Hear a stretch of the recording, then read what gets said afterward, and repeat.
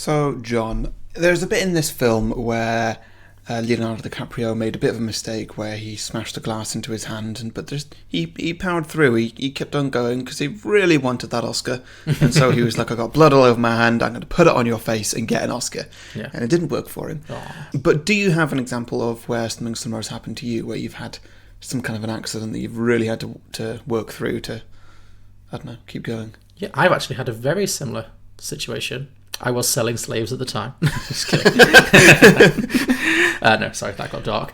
No, I was interviewing for a job one time, and it was a Skype interview. It was an initial Skype interview, so I was interviewing from home. So I got all dressed up in my nice suits, top only. Yeah. Set my laptop on my glass table, did the interview. At the time, my much-mentioned goldfish tank, Bifinder and Grace, who we often mention, that tank was actually sitting on this glass table. So and the laptop was in front of them, and then I was in front of the laptop, giving what I think was a very good interview. I thought I was selling myself well, I was answering all the questions correctly, I was giving good examples. It seemed to be going quite well, until about halfway through the interview, my table collapsed. Oh God. The glass table shattered, it sliced my hand. So my hand was bleeding, and there was water all over the floor, and my table was a mess, and my laptop obviously got cut off because it cut off the internet. So I had to then hurriedly phone back my interviewer and say, "Oh, I'm sorry we had a little technical difficulty there, but please continue, but I'm afraid I'm not going to be able to be on video anymore because I'm bleeding and sweating and my flat is rapidly filling with water." Didn't tell him that, obviously. And I think I did very well at powering through the interview. So yeah, I didn't get the job. Oh. Some films are fine just the way they are. Other films sometimes take it way too far. But really, how hard could it get? Let's go beyond the box set.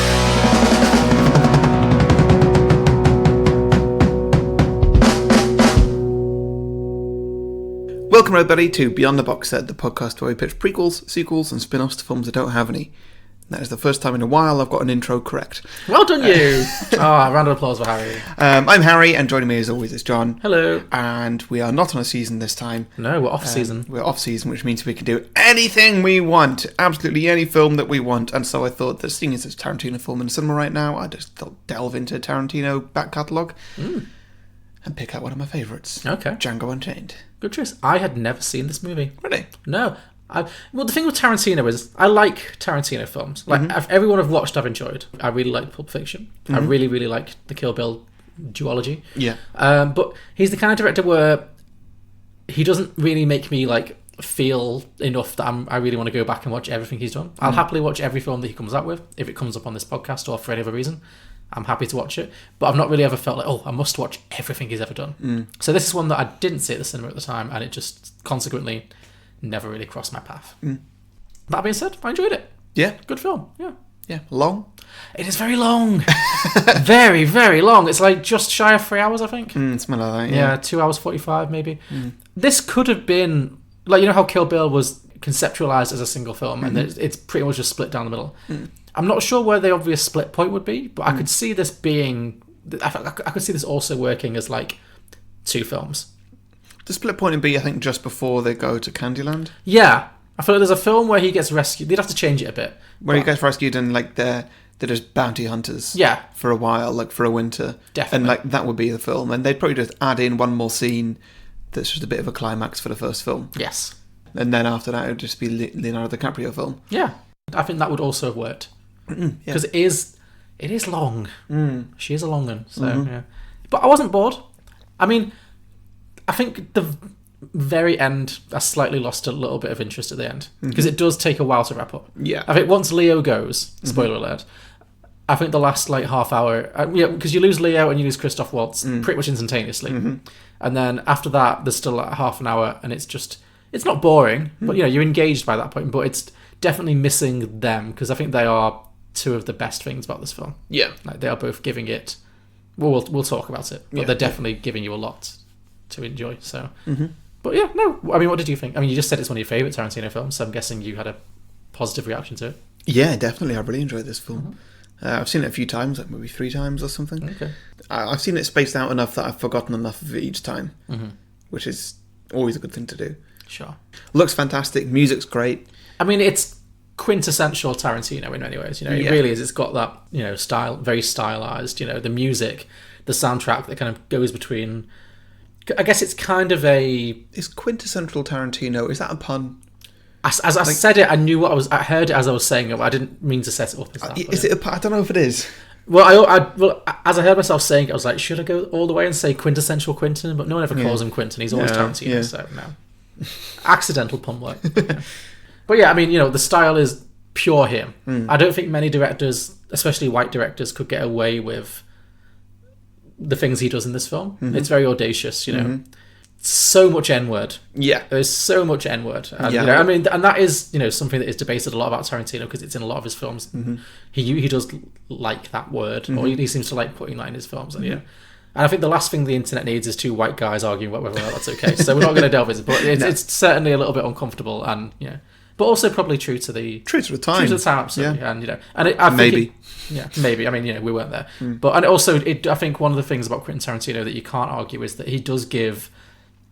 He does write really good roles for non-white people. Like in a lot of a lot of the best performances Samuel L. Jackson's ever done have been in Tarantino films. Yeah, like big Jamie time. Foxx gets to be amazing in this. And also, what really struck me is that obviously it's a film about slavery, and you see so many films about slavery, like Oscar Beatty kind of slavery films, and it's all so sad. Like, understandably so, it's a terrible, terrible, shameful thing. But like, you know, films like 12 Years a Slave, which I liked is the wrong word, but appreciate it. I think that's a great film. But a lot of the time, I think like black actors, when they get a lot of these kind of roles where they're going to be playing servants or slaves, and it usually just is 2 or 3 hours of them being dumped on, you know, or them surviving, you know, putting up with these horrible situations. Yeah. So I think there is something to be said for, and again, I'm not the person to make the, you know, judgment on what's right or what isn't, but I definitely think there's something to be said for the fact that Tarantino films give them something more to play with. Like Jamie Foxx gets to just be a kick-ass, cool as fuck hero. He's not. There's no point when he's like crying and weeping and being whipped, and you're not like, oh god, that poor guy. You know, he's just a badass. Yeah. Like, which I would imagine is more fun to play. Yeah, And definitely. Samuel L. Jackson's playing a very complicated, interesting character who we'll talk about a little bit later. But like, it's just showing more levels than just like I think there's definitely a trope of like the suffering black character who just. You feel bad for them, but all they get to do is just cry and be beaten and be shit on, basically. So this film definitely doesn't do that. I mean, it shows that, but it also doesn't. But that's not what it's about. Yeah, it doesn't like. Yeah. You know, sometimes some films can be a bit misery pornish or stuff like that, and this film is certainly not misery porn. So, yeah. Yeah. How do you like the bounty hunting business? Kill white folks and they pay you for it? What's not to like? I have to admit, we make a good team. I thought you was mad at me for killing Big John and Lil Raj. Yeah, on that occasion you were a tad overzealous, but normally that's a good thing. How'd you like to partner up for the winter? What you mean, partner up? You work with me through the winter till the snow melts. I give you 1/3 of my bounties. So we make some money this winter, and when the snow melts, I'll take you to Greenville myself, and we'll find where they sent your wife. Very good. Okay, so shall I do a plot summary? Sure. I mean, maybe just the broad. I mean, it's a 3-hour film, so maybe just the highlights. Maybe not to do it, not like scene for scene, but yeah. Okay, so first scene, Christof Waltz shows up in a beautiful, nice long Tarantino-esque scene. Yeah. Was this pre-credits? No, it was... Under the credits of the first scene. The credits, the very long credits finish with the song, with this scene. Okay, yeah. Yeah, so Christof Waltz is a very interesting character because so he's a bounty hunter posing as a dentist in his fabulous dentist wagon, which I really enjoyed. Yeah, I always like the set design on Tarantino films. Like, there's always something to look at. Like the attention to detail is always really good. But I loved his little wagon with like the giant tooth on the spring, just like going back and forth in the wind. That was great. Yeah, that was good. The thing I found most interesting about him is that he never breaks the law. No, he doesn't. And it's a very interesting part of his character, especially in scenes like this where he's killing people, and as he's doing everything, he's kind of just sort of justifying things to people, just saying like, well, you know, he drew his gun on me first, and you know, he attacked me first, so I was just self-defense, and there's witnesses and everything, and okay, now I have just killed your horse and your brother or whatever, but I would like to purchase this slave. Can I get a bill of sale? Yeah, he's like to other people, like to the slaves. He's like, well, you can kill him. Here's the money. Yeah. Like, I'm going to pay you. Like, you're probably going to die in the next minute, but here's some money. Yeah. Yeah, he doesn't break the law and he doesn't break a sweat. Yeah. He's always cool as a cucumber. Yeah. Right to the end. It really... Yeah, I loved this performance. And it really it gave me... This is a bit random, but it gave me, like, Willy Wonka vibes. Okay, yeah. Like, I can see that. do you know the original, not the Johnny Depp one, but the Gene Wilder one from the 70s? You know how that Willy Wonka just felt like he was just, like, unbothered by everything? He was like, oh, I guess a kid's just been sucked up into a machine. Well, it happens. Yeah. Christoph Waltz was really giving me that kind of just, like, strolling through the world, just, you know, cool as a cucumber. And slightly off-beat. You know, there's definitely a dark side because he's a killer, as is Willy Wonka. But, like, you know, but you know what I mean? Like, he's definitely just... He played it so well in this kind of... Yeah, just a very interesting character. You know? Yeah, definitely. So, he frees Django. Who is played by Jamie Foxx. Yes. Who is just a slave at this point. Yeah. Because he wants to... Well, he wants to claim this bounty on these three people. This big bounty on these three brothers or something. The Brittle brothers, Yes, but he doesn't know what they look like. But he has worked out somehow that Django knows what they look like, so he gets Django. He was looking for a slave from the specific plantation who That's would have it, recognised them, and Django happens to be one of those slaves. Yeah. I don't think he was looking specifically for Django, but Django was from that plantation. So yeah. Yeah, so then he's been freed, and they go into town. The first thing they do is they go into a bar, scare off the barman, shoot the sheriff. But they do not shoot the deputy. Sorry. I had to. Sorry. And so they bring the marshal, report the sheriff, and they get seen out of the town, but it's fantastic character work from Christoph Waltz. It's just the way that he just owns all the scenes. He is really good in this, and he won the Oscar for Best Supporting Actor for this role. And I would argue that he is the co-lead. I think it's weird that he got Best Supporting Actor. He definitely has the most lines of dialogue. I know it's Jamie Foxx's story, but Jamie Foxx doesn't say a whole lot. And I know dialogue's not, you know... It's definitely Jamie Foxx's story because you see where he comes from and where his character develops. And he is the title. Like, Christoph Waltz's character doesn't really develop that much. True. The only thing he develops is a hate for Leonardo DiCaprio. That is true, actually, yeah. That's it. But, I mean, he's on screen a lot for supporting. Yeah. Well, we'll talk about when we get to Samuel L. Jackson, but I think Samuel L. Jackson should have been the one who they pushed as the Best Supporting Actor. Because Samuel L. Jackson should have an Oscar by now. Definitely. But anyway, we'll get to that later. So, yeah. Christoph Waltz, amazing, deserved his Oscar. Not necessarily a supporting actor, though. And so then, from there they move on, they go to a plantation run by a man called Big Daddy. Which immediately got my ears up. Yeah. Played by Don Johnson, 80s icon Don Johnson. I know you probably didn't recognise him, but yeah. Who looks like the KFC guy, the Colonel. Am I wrong? Yes. No, he 100% does. Oh, wait. Is it at this point that Jamie Foxx puts on his fabulous blue suit? Yeah, so slightly before that, Christoph Waltz takes Jamie Foxx into a clothing store and they're having a conversation about hats or whatever. And then Christoph Waltz says, and so, right, you can choose your own costume. And then Jamie Foxx pauses like, you saying I can choose my own clothes? Yeah. And then just flash cut. He's just wearing a blue suit with a massive white bow on it and he looks ridiculous. But also he's got so much confidence. I mean... An incredible amount of confidence. Yeah, I mean, Jamie Foxx can... he's there, like, slowly riding a horse with one hand and stuff. I mean, it's... Well, first of all, you're right. Jamie Foxx in this film proves that he can pull off any kind of outfit because anything you put him in, he just looks suave as fuck. Yeah. That being said, I mean, it is just the Austin Powers suit, right? It is literally Austin Powers' suit. Yep. With the big frilly white ruff and the long sleeves and the bright blue, like... Crazy. But, yeah. That there is the pantry. That's where Big Daddy hang all his dead meat. Whole little squirrels. What you do for your master? Didn't you hear him tell you ain't no slaves? So you really free? Yes, I was free. You mean you want to dress like that? Yes, then he goes up and he finds one of the brothers, two of the brothers actually, and they're just about to start whipping this woman. Yeah. And then we get a flashback to when his wife, Broomhilda, was whipped. Yeah. Quite intensely, and he was like begging one of the brothers not to whip her and stuff. Yeah. Bit of an intense flashback. Yeah, this is where we get the backstory that informs the main plot, which is that, Jamie Foxx is married to a woman named Brunhilde, who is another slave. One of her mistresses was German, and so she was taught to speak German, and she was given a German name. Yeah. Played by Kerry Washington from Scandal. Yes, and so the film basically, one of the main plots of this film is his search to have her, to rescue her and to be reunited with her. Because they tried to run away together at some point when they were slaves together, and they were caught. She was horribly whipped and branded, and then they were sold. The slave owner, the plantation owner, sold them separately so that they would be separated. So that's basically, he's looking for her. So this incident with the other slave lady being whipped gives him that flashback. Yeah. And so then he grabs the whip or something, I don't know, and he starts whipping. No. First of all, he shoots one of the brothers. He shoots one. And watches as he falls over forwards just before delivering the line, "I like the way you die, boy."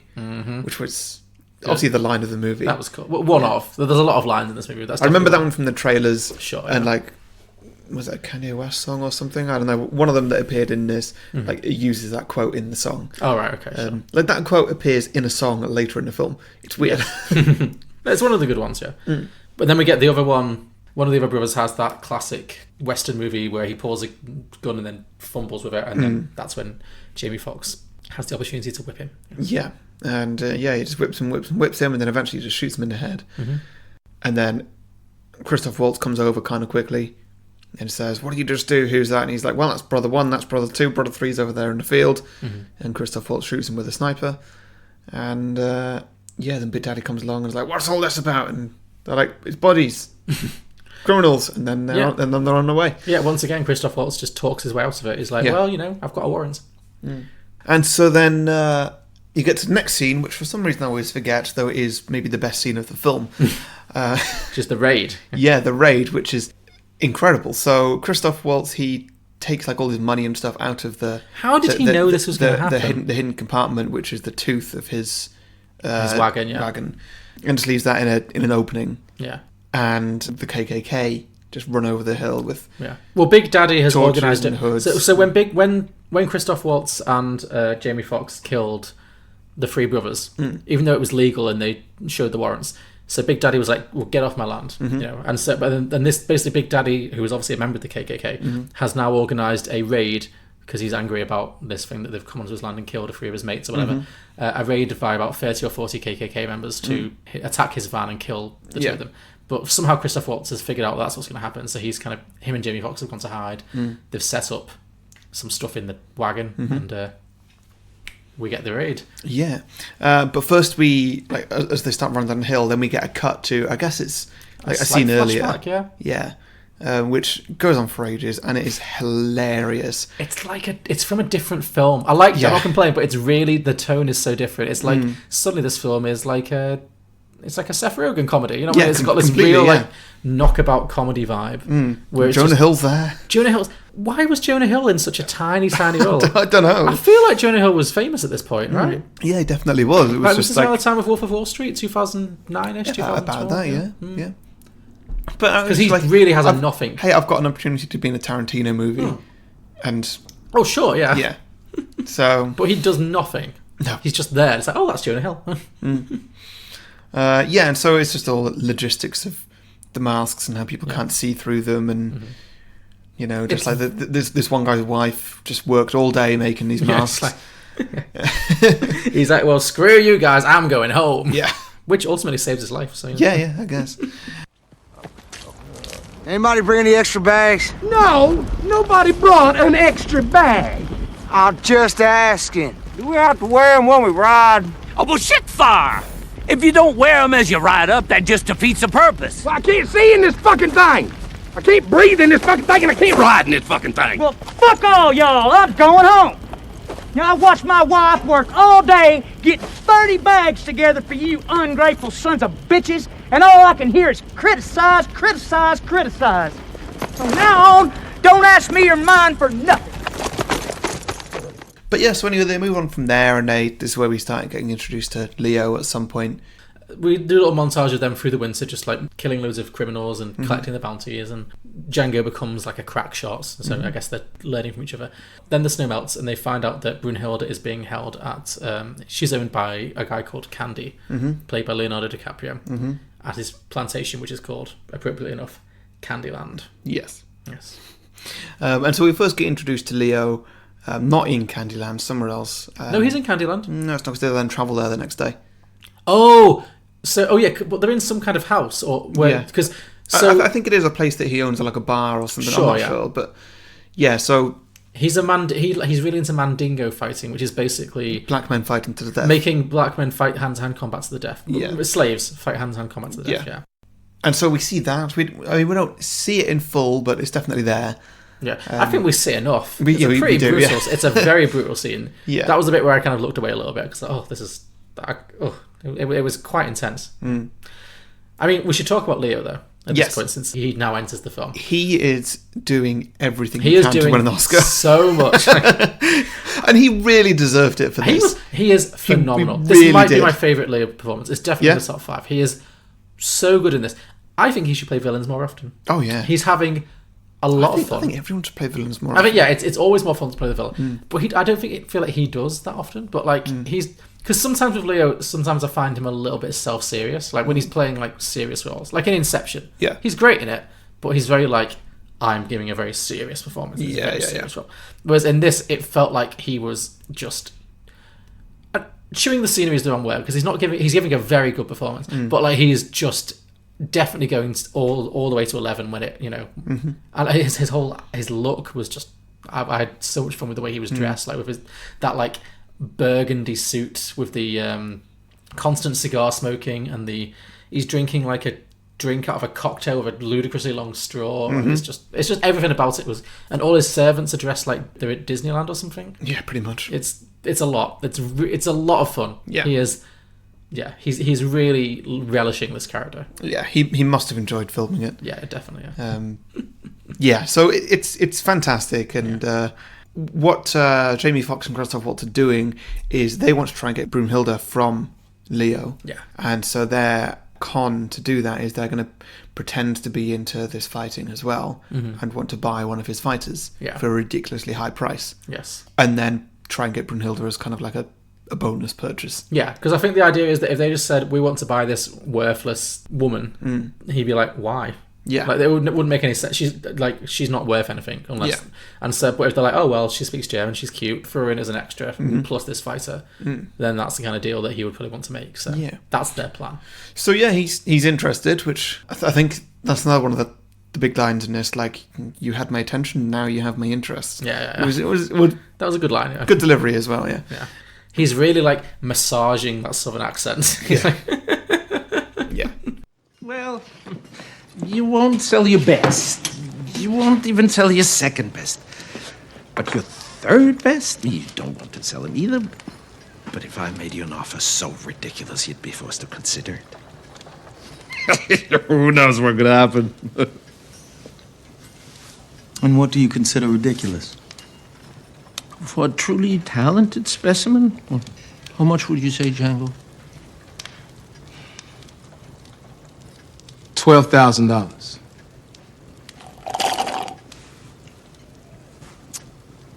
Well, gentlemen, you had my curiosity, but now you have my attention. And so then the next day go to Candyland, and then we get introduced to Mr. Samuel L. Jackson. Yeah. Who is in about 2 tons of makeup. It is the oldest he's ever looked. Like we always say, like Samuel L. Jackson, damn, he's like 75. He looks ridiculous. In this film, he definitely... He's pushing 120. He looks like, such a good performance from him. I can kind of see, like I was saying before, like this for me is like Samuel L. Jackson's only been nominated for 1 Oscar, which is for Pulp Fiction, which he didn't win, which is crazy. Crazy he didn't win, and crazy that's his only Oscar nomination. Yeah. This would have been a prime opportunity to give Samuel L. Jackson an Oscar. Like, so good. I think it might be because he's playing it's quite rare for villains to win Oscars. And I mean, it's such a weird character. Like, it's such a complicated character. It's so interesting, though. Like, him and Leo have this very interesting, like, almost equally matched relationship that, like, they trust each other. They can each tell each other off. They tell each other off. He can be incredibly... for the time, he can be incredibly like rude and bold. He can actively criticize Leo and stuff. So yeah, it's like he's taken in the slavery and just kind of, rather than like try and help the other slaves, he's just like, well, I'm going to climb up and then pull the ladder away, kind of thing. Yeah. So it's a really interesting character, and he does it so well. Yeah. And the dynamic between those two, I thought, was really interesting the whole film. Like how, because he kind of plays like an old fuddy-duddy. Like he definitely plays up being a bit like a bit confused and a bit just an old crank. And then when he sees what's going on, when he pulls later in the film, when he pulls Leo to one side, he's like, they're playing you for a fool, and his entire demeanor changes, and you can tell they have a real partnership. It's really interesting. Them motherfuckers ain't here to buy no mandingos. They wants that girl. Steven, what the hell are you talking about? They playing your ass for a fool's what I'm talking about. They ain't here for no muscle-bound Jimmy. They here for that girl. What girl? What, Hildy? Yeah, Hildy. Her and Django. Them niggas know each other. He just bought Eskimo Joe. Did he give you any money? No, not yet, but Then they he go... ain't bought diddly. Not yet, no how. But he's just about to buy who he come here to buy when I interrupted him. Thank you, Stephen. You're welcome, Calvin. Yeah, and so then we get slightly before the evening dinner, Christof Waltz wants to see Brunhilde just so he can speak his native tongue. Yeah, he's like, I heard that you have a servant here or slave here that speaks German. I'd love to spend some time with her. And that's when we get Kerry Washington. And so then we get introduced to her properly, and she gets taken up to his room. There's a long conversation in German, and then Django reveals himself. And then, they see each other. She faints. Yeah.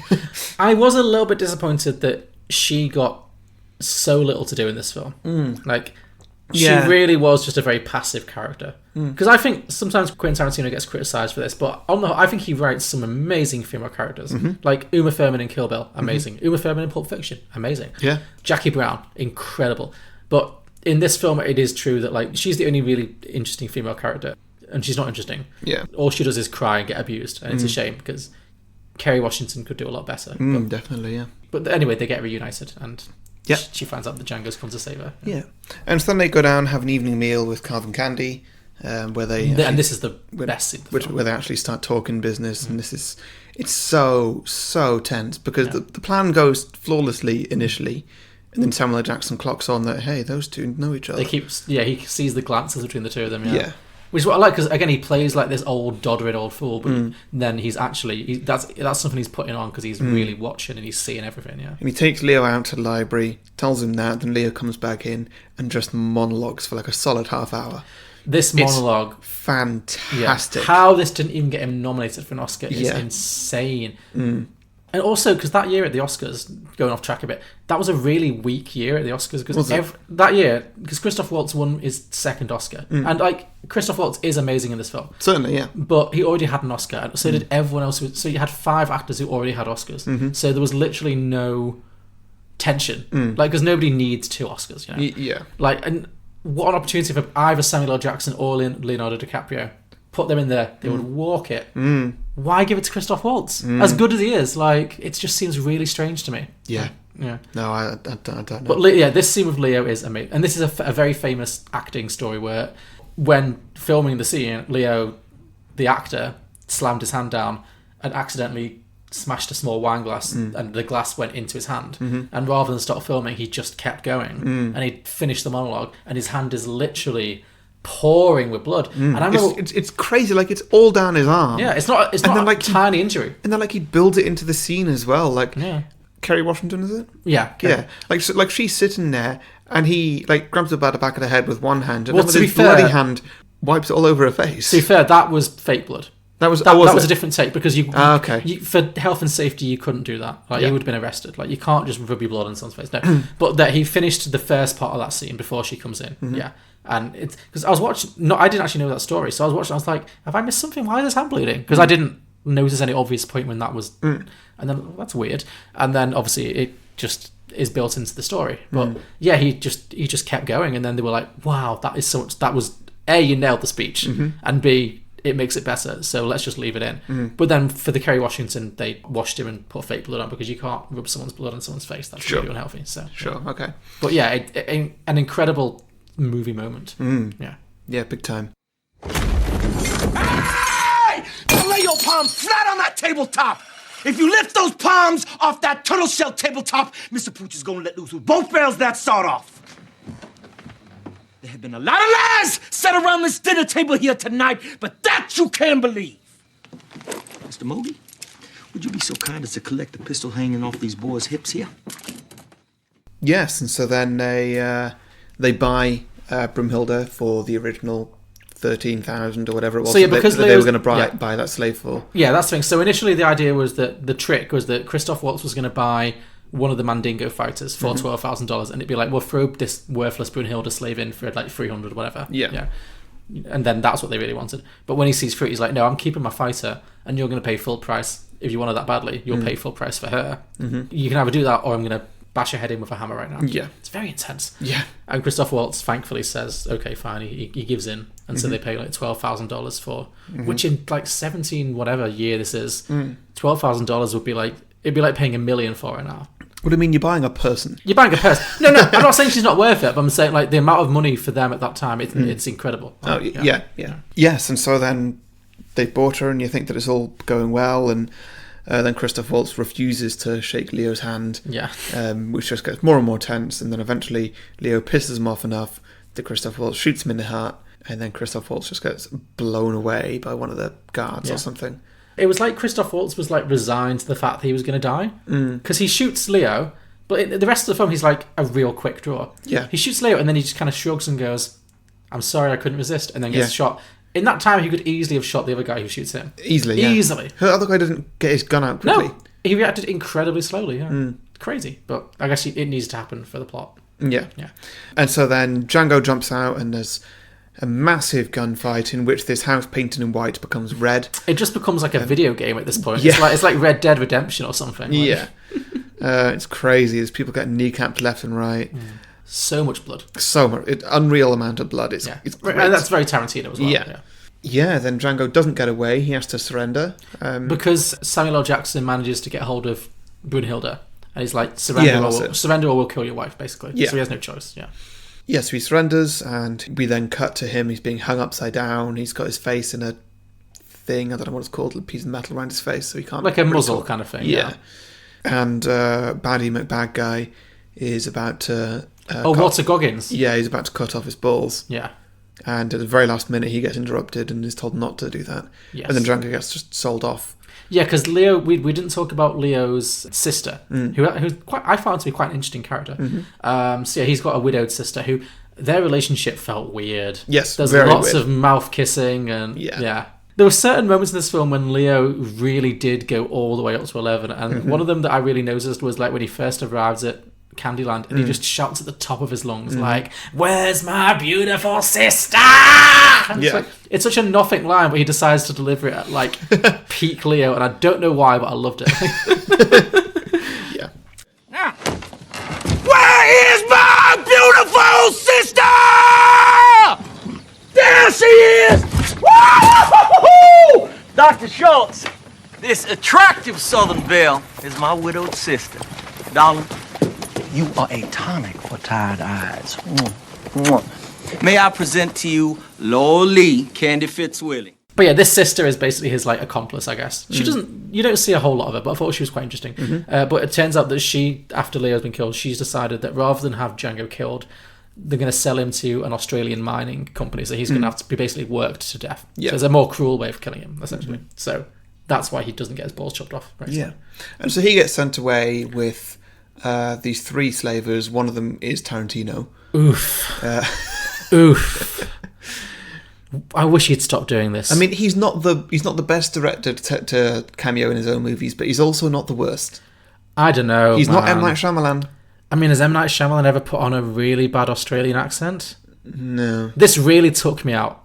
Yeah. Like, other times, like Pulp Fiction, I was like, oh, this is weird. He's not as good of an actor as everyone else, but I can get... This was just like, it really took me out of the movie. It was so weird. Like, why that accent choice? I don't know. The whole thing was just... He's only in it for like a minute, so it's not a big deal. But I wish he'd stop doing this. A white boy. I said a white boy. Shut up, Black.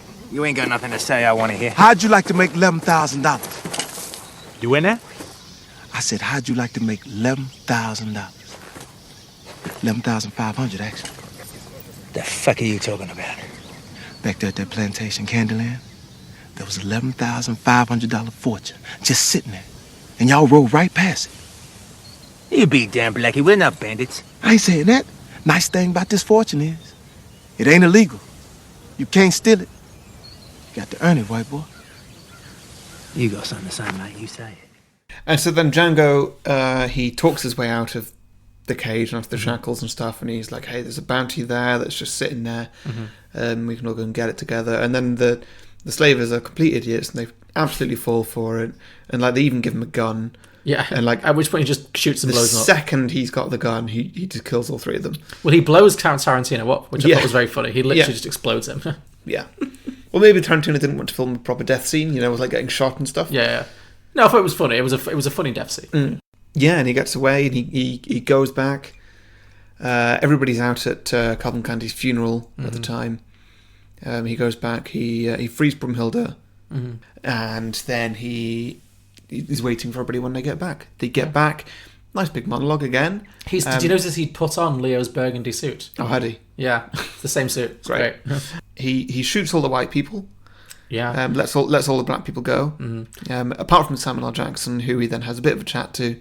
Just a chinwag. Casual chinwag. Samuel L. Jackson reveals that he does not need his walking stick, drops that, and then Django immediately shoots him in the kneecaps. Yeah. Both kneecaps. And then leaves him to die while the house blows up.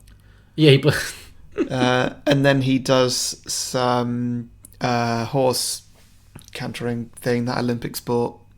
Dressage, yeah. Yeah, just some Olympic dressage for a bit. And then that's the end of the film. They ride off into the sunset, yeah. Crazy. It's good fun, yeah. I enjoyed Samuel L. Jackson's death scene. It was very like he was really giving it. Like I liked it. I was like, oh Jesus Lord, let me kill him. Yeah. You'll never get away with this. Like, yeah. This was good fun.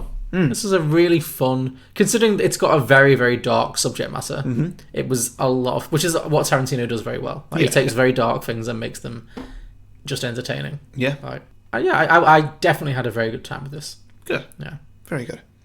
Okay, well, I guess that leads us on to drinking games. I've got a few here, not too many. Cool. Do you want to go first? Sure, okay. So, I had drink every time blood spatters on something. Oh, I got that one as well. Yeah. Because like every time anyone gets... I was thinking drink probably gunshot, not so much, but drink when there's like a very intentional, artificial blood splatter. Yeah.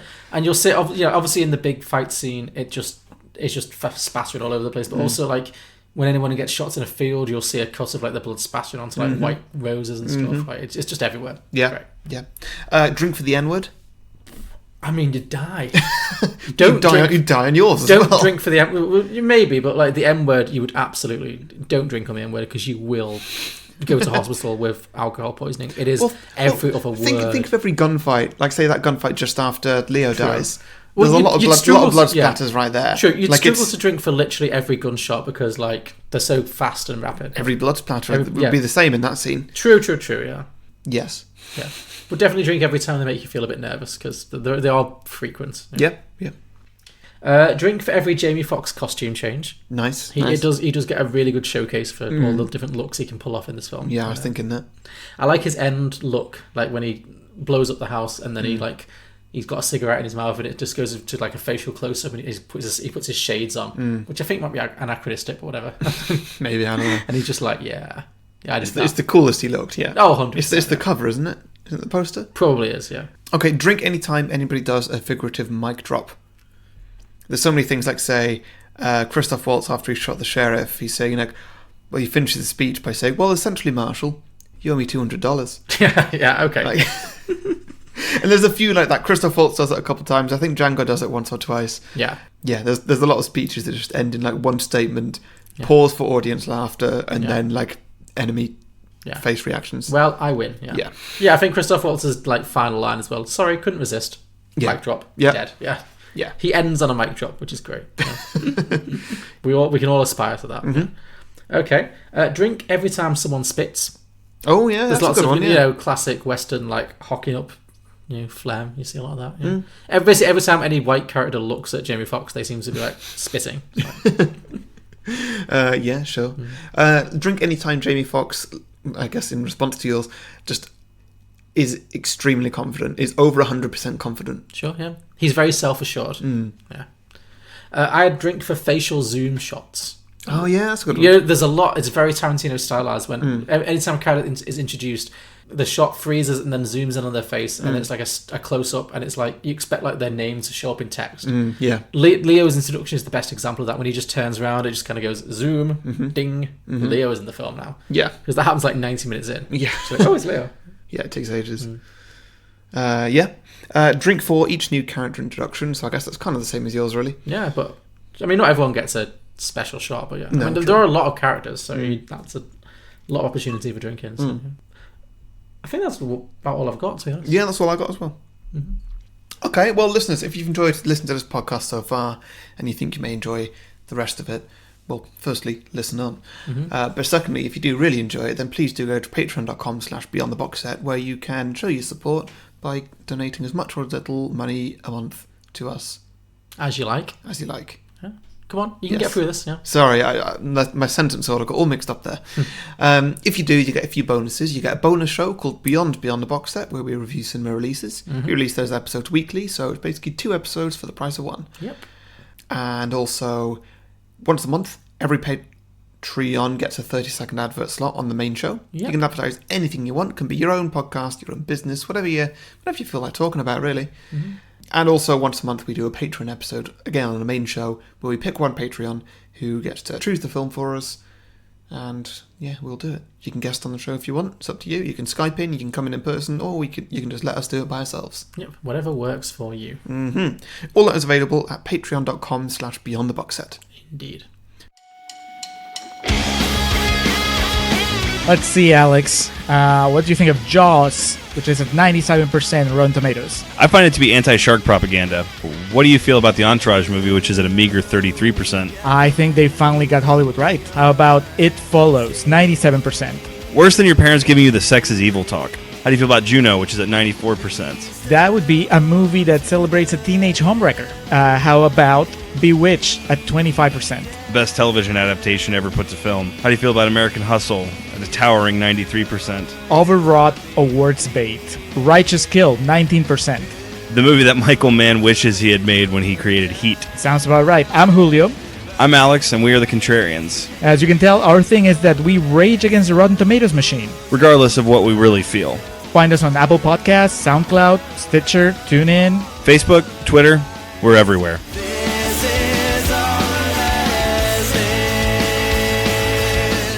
Okay, now sequels. Sequels. All right, after you then, John. Okay, so I have got 3 sequel ideas this week. So three, 2 of them pretty short, and then one of them a little bit more fleshed out, but still shorter than usual. So, because basically, one of the things I really liked about this film is I feel like it had a lot of interesting characters.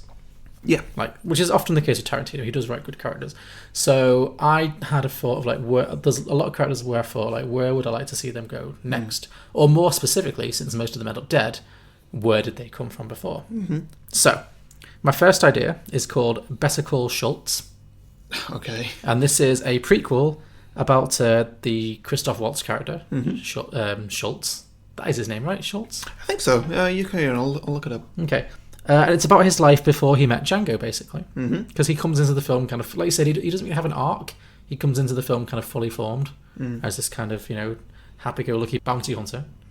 Dr. King Schultz. King Schultz, yes. So I just thought it'd be really interesting to see a prequel movie starring Christof Waltz about that character, how he maybe came over from Germany to America in the first place, how he got into the bounty hunting game, obviously, and whether or not he ever had any kind of family, because he's very much like a unconnected character. He's friends with Django, but he doesn't really seem to have any other significant relationships in his life. Yeah. So my theory was that this character, I think he went over to America and fell in love with a black woman. Maybe married her, maybe didn't, I don't know. But I think that might be why. Not that you need to fall in love with a black person to not be a racist, but in this world, I thought that might be an interesting backstory for him, where maybe he has a whole love affair with a black woman and maybe she dies or whatever, or they're separated in some way. Yeah. And that's why he comes to hate slavery and has a lot of sympathy for Django's cause. He's like, well, I couldn't save my black wife, but I'm going to let you, I want to help you to save yours. And that would explain why he's so emotionally invested in them. Because it's quite selfless. He doesn't have any reason, other than the fact that Django helps him out previously with all of their bounty hunting adventures. He doesn't really have a particular reason to be as helpful as he is, other than he's just a good person. I mean, a good person who's also a killer, but on the whole, in this film. Yeah. So I thought that's pretty much it, but I thought that would be an interesting... I'd like to see some kind of prequel there. Yeah, I think that could be an interesting one, definitely. Film, So that was number 1. Number 2 is called Candyland.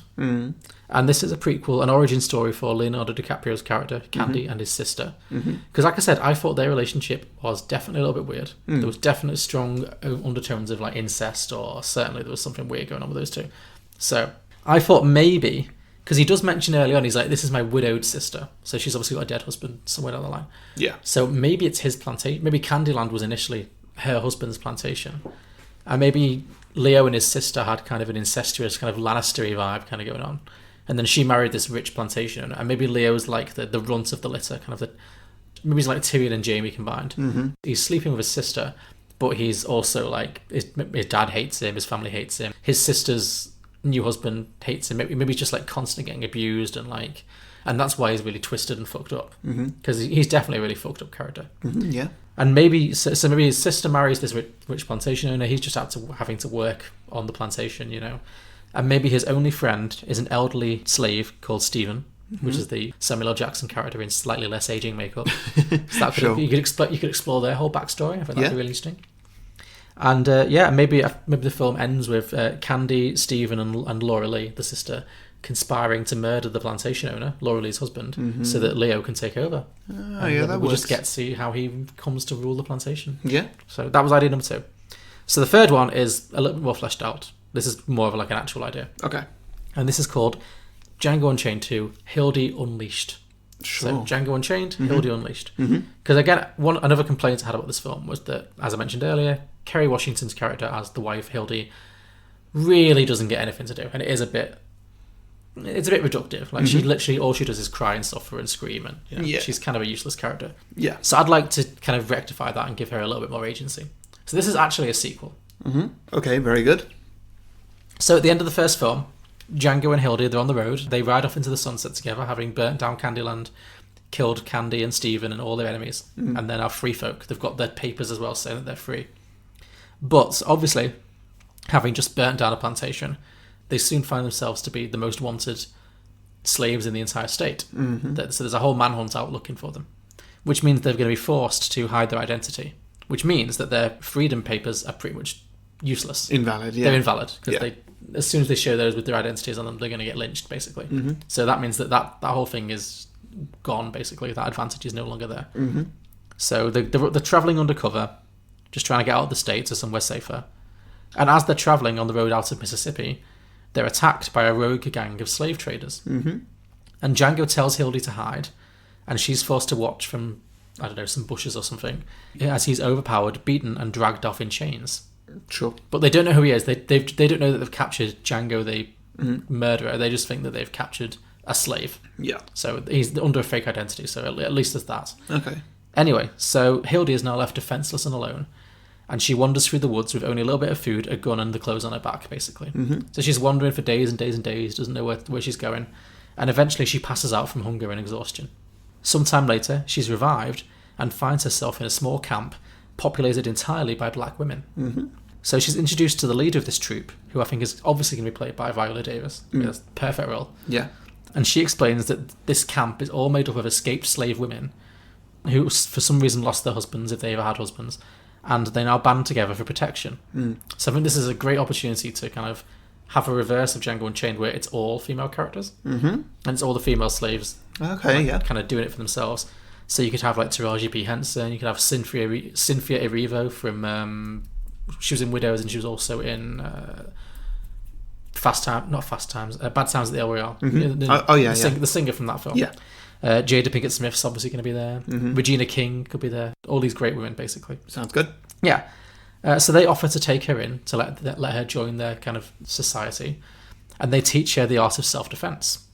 So we can get a montage now where Kerry Washington learns how to shoot a gun, crack a whip, ride a horse, all the core skills she's going to need to rescue her husband. So this is really going to be her story. So the movie's going to follow the gang as they attempt to track down Django's whereabouts. But they're going to be a lot smarter about it than Schultz and Django were. Because obviously they're women and they're black. They can't just walk into towns and walk into like random bars and just cause chaos. That's not going to work out for them. So instead, they pose as prostitutes to lure slavers in and put them in a vulnerable position, and then basically rob them. So they never get put on wanted posters because none of these racist arseholes is ever going to admit to being beaten up by a black woman. Sure. So they always get away with it. Yeah. This was slightly inspired by that new Jennifer Lopez movie we keep seeing trailers for. Oh, yeah. You know, where she's like working in a strip club and they're going to be like, well, what are they going to say? We spent $5,000 in a strip club. Mm-hmm. It's kind of like that. It's kind of, they're going to keep robbing all of these racist plantation slave traders, and then they're always going to be too ashamed to say, "Oh, I got beaten up by a girl." So that's how they get away with it. Sounds good. Yeah. So they've got this whole racket going on. Yeah. So anyway, they do that for a whole montage, and then they find out that Django is in the hands of another sinister slaver, and I'm thinking this kind of plantation owner slaver can be played by Sam Elliott. Oh yeah, that works. Because he's he's obviously really well. He is as southern as molasses, but he always plays he seems to always play nice characters. So I'd like to see Sam Elliott just doing the same Sam Elliott thing he always does. Yeah. But make that villainous. Yeah. I think that could be a lot of fun. Yeah, that could work really well. Like if he's not going to be like at 11 like Leo, he's going to be like very relaxed evil. I think that could really work. I'd love to see. I don't know if he's ever played a villain, but I'd love to see him play this kind of villain. It could work. So the women find out that Django is on this plantation, and they all agree to help Hildy to get him out. But they need a way in. They can't just walk in. So they hook up with a friendly southern white widow, who I think should be played by Renee Zellweger, because she's from Texas, so she can do like the southern accent very well. Okay, yeah. And so she's just going to team up with them, and she's going to pose as like a traveling madam, she's basically a traveling white woman who sells black prostitutes, basically. Sure. Because I can imagine that might have been a thing, but it's certainly plausible. Mm-hmm. So she kind of rocks up at the door with the gang and kind of poses as the madam of this, there's a slave trader basically saying, I'm here to sell some prostitutes, would you like a good time with my girls, kind of thing. Sam Elliott welcomes them, and they throw a lavish dinner that Renee can attend, but obviously the black women can't because racism. But while she's at the dinner, all the rest of the women sneak off and distract the workers, using their womanly wiles, seducing them, while Hildy sneaks off to try and find Django. And she discovers that he's been locked up for trying to escape, and he's due to face his punishment tomorrow. So he's locked up in like a cell somewhere, and the only key is held by Sam Elliott, who's back at the plantation. Mm-hmm. So she sneaks back to the plantation and tries to get a message to Renee Zellweger's character. Unfortunately, Sam Elliott's character smells a rat, and he ties them up and demands to know what their real game is. Mm-hmm. So much like Leo, he kind of figures out that there's something's afoot here. Yeah. So Yeah. So with Renee Zellweger and Hildy both tied up and captured, it falls to the rest of the women to mount a rescue operation. So we're going to get like Viola Davis and all the rest of the women like leading a full-on gunfight, basically. It's just going to be fantastic. Yeah. It's like Widows, but better. Mm-hmm. They're going to shoot their way into the house, kill all the racist men, and free all of the slaves, basically. And it's going to end with Hildy riding her horse across the field. She's going to unchain Django, and they're all going to ride off into the sunset. Yeah, Django Unchained. Django is literally going to be unchained, yeah. Okay. And the women save the day. So I think something that could be a cool kind of Kill Bill-ish kind of thing where it's the same. It's similar, but the women get a bit of power. So yeah, no, that sounds good. Okay, so mine, it's got a longer title. Okay. It's called Broomhilda and Django: Slingers Against Slavers. Slingers Against Slavers. I'm intrigued. Okay. I wanted to give it a really Western kind of title and like a proper sequel. This is title as well. Gunslingers, Yeah. Okay, sure. I can just imagine that in a really sort of Tarantino kind of font. Yeah. Opposed to Yeah. sort of thing he'd do. So bright yellow. Yeah. Yeah. We're going to start off with a very, very, very long scene of two slaves walking through the desert behind a horse and carriage. Mm-hmm. The slaves are Django and Broomhilda. Is this a sequel? Yes. Okay. The man riding a carriage is going to be Tim Roth. Oh, okay. A good choice. Another Tarantino perennial. Yeah. Good choice. Yeah, I had a look through. It was either him or John Travolta, which didn't feel right. Yeah, that'd be distracting. Yeah. I think there's a reason they don't use him as much anymore. Yeah. So is Tim Roth putting on an American accent though? Because he's British. Okay, cool. Yeah. The scene goes on for a good 5 hours or so, until they eventually pull up at the front gate of a plantation. Tim Roth gets off and has a big talk with the man who is now in charge of the plantation, Jonah Hill. Oh, okay. So he survived the initial raid and now he's taking over Big Daddy's plantation. Yeah, pretty much. Cool. I mean, we didn't see him die specifically, We didn't, so, no. Why not? They talk for ages, and eventually Tim Roth asks Jonah if he'd like to buy either of the slaves. Jonah agrees and buys the slaves there and then, and offers to host Tim Roth here for a few days before he gets on his way.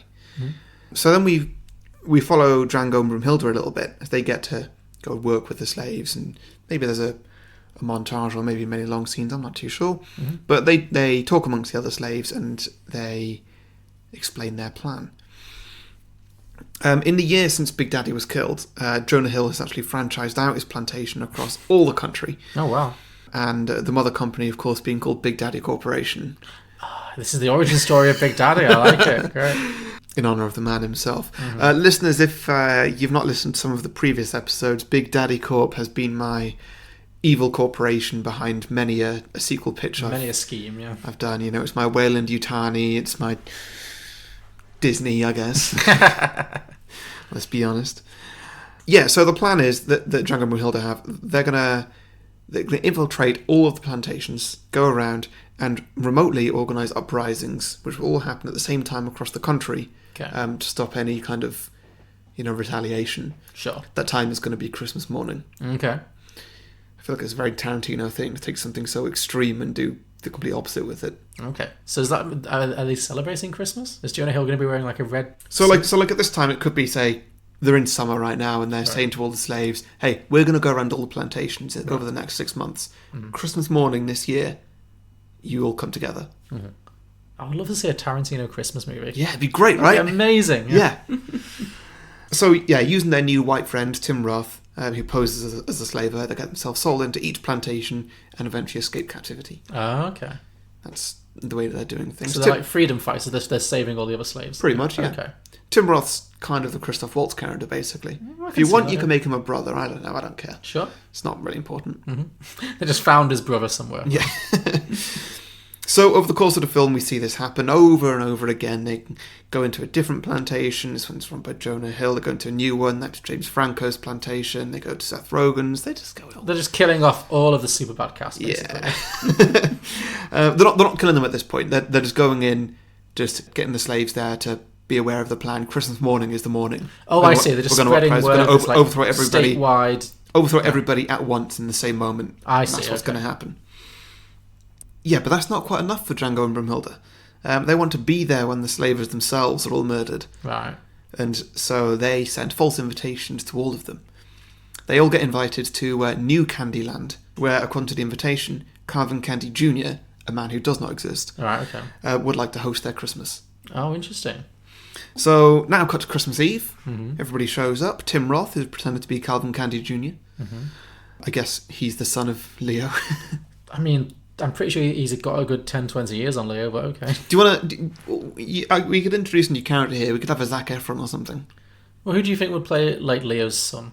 I feel like Zac Efron... I literally just thought of that right then. Yeah, and Zac Efron, he's really broadening his horizons with his acting. I could see him doing a Tarantino. Yeah, they both started as like pretty boys, and then they seem to be like... Leo has branched out into lots of other stuff, and Zac Efron's... He's carving his way through. Yeah, I can see that, sure. Let's get Zac Efron on a Tarantino movie. I think that'd be a really good step for him. Yeah. Because he's a good actor. He is. And he's got charisma, so I reckon he can pull this off. So anyway, it's Christmas Eve. Zac Efron is there to host them, and there are many, many Tarantino-style long scenes of people talking over dinner or drinking, and tensions rising. Django Brunhilde are posing as the house staff, and they're trying to pretend that there's actually a full house of staff, but really it's just like those two and Zac Efron. The house it's built on the old Candyland. It's a purpose-built house to be a death trap. The cellar is literally rigged with explosives. They've been built into the house everywhere. Right. There's fuses everywhere that can be ignited that will explode the house. Any room has a fuse in it that will explode the house. Oh gosh, so it's a real death trap. Exactly, yeah. Well, the house has got one purpose. Yes, to blow up, yeah. To kill... So have they rebuilt the original Candyland? Yeah. Okay. Yeah, so it's Christmas Eve. The meal's there. It's a long one. There's many different tension things that happen. James Franco tries to start a fight with Django at one point. Seth Rogen's coming on to Brunhilde. Jonah Hill actually discovers the basement full of gunpowder, but is too drunk to recognise what it is and actually passes out in it. Oh, great. There's a lot of tension anyway. And then we get to the next morning. Brunhilde invites everybody downstairs to open their presents under the Christmas tree.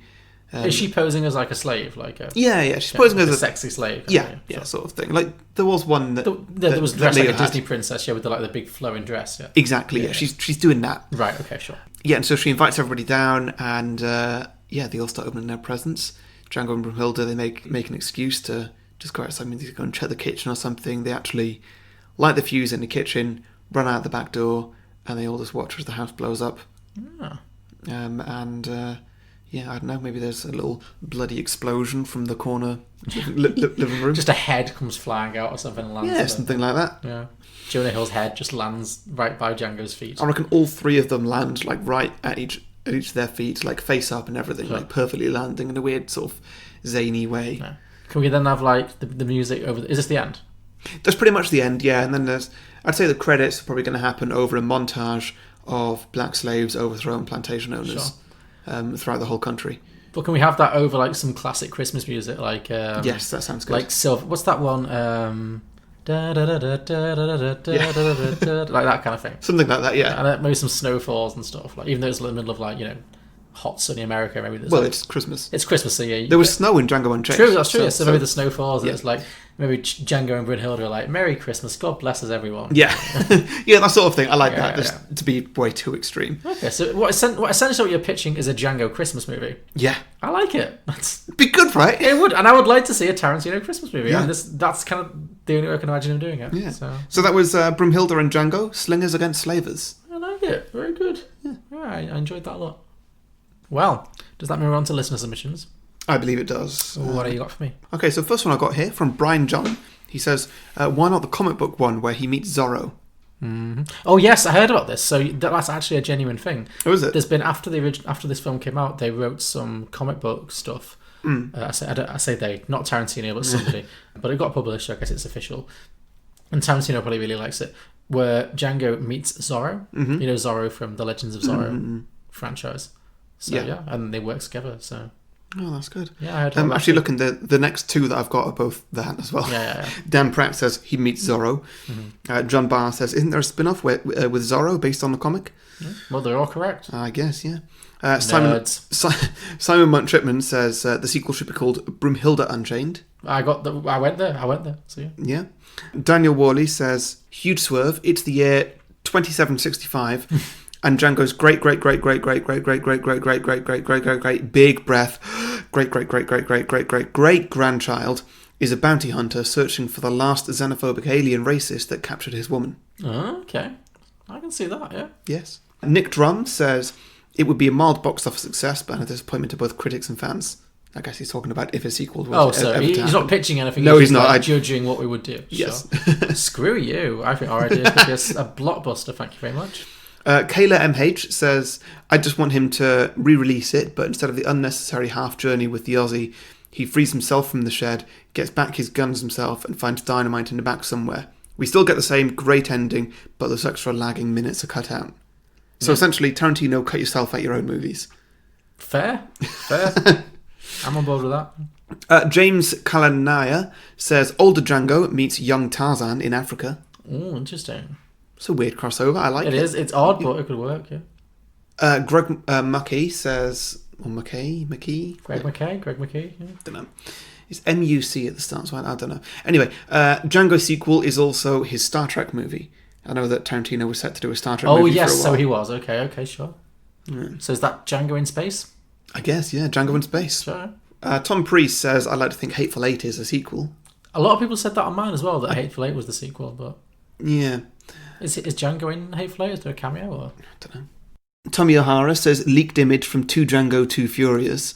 And he's posted an image of Danny DeVito in It's Always Sunny in Philadelphia, nice. Him as Frank, with the caption, I'm going to say the N-word. Oh, no. Oh, dear. It's great. Oh, yeah, and then the final one is, as before, Victor Olivia says, I believe there was a comic where Django crossed over with Zorro that Tarantino advised on, but... Yeah, apparently it's in the works. Like, it's in discussion that it could be made. Probably Tarantino won't direct it, but yeah. Cool. Okay, I have some as well. Matt Hanley said Django Unchained 2. Logic is irrefutable. Was that it? That was it, yeah.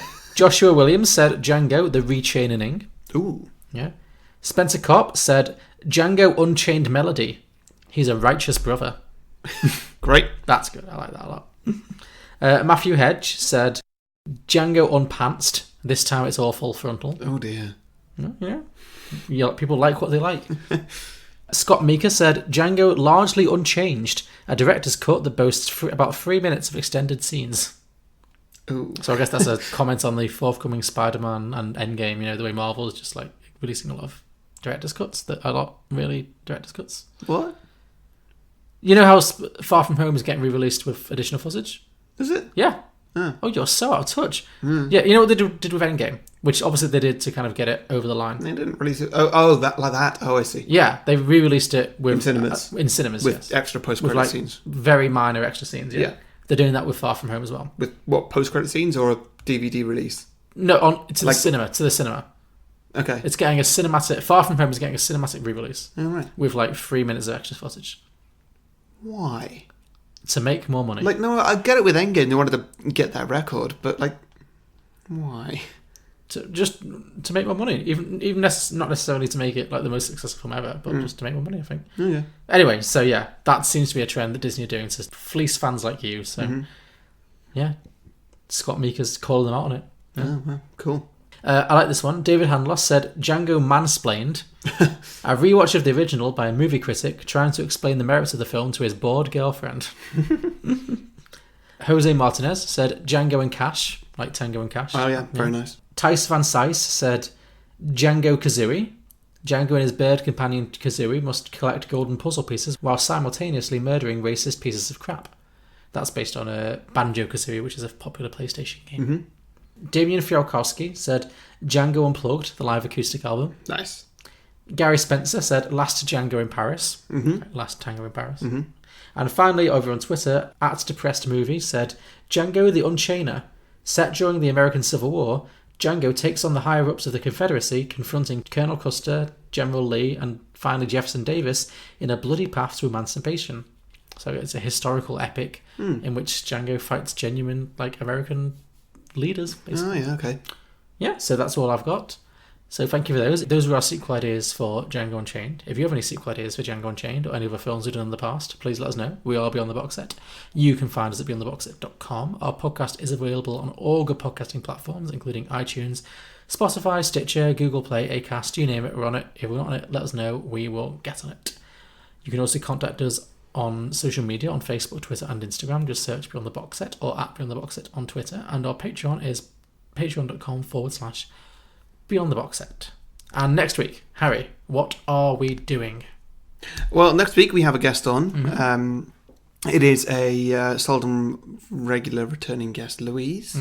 She's going to come on and she's going to do a film called Napoleon Dynamite. Indeed, a film I have never seen. All right, great. Didn't appeal to me. No? No, I was working in HMV when this film came out. Or when it came out on DVD, certainly. I just remember it being like very popular with like basic straight people. I remember a lot of like Vote Pedro t-shirts at the time, and like I remember the DVD with his like derp face, and I was like, ugh, this was not for me. But I will watch it with an open mind. There's a good chance I misjudged it, so I will watch it with an entirely open mind. I'm looking forward to seeing your comments on it then. Yeah, I look forward to having an opinion on it after all these years. So cool. I guess join us next week for Django Unchained. No, you just had that one. Join us next week for Napoleon Dynamite. Yes, great. Thank you, for listening, and we'll see you next time. See you next time. Bye.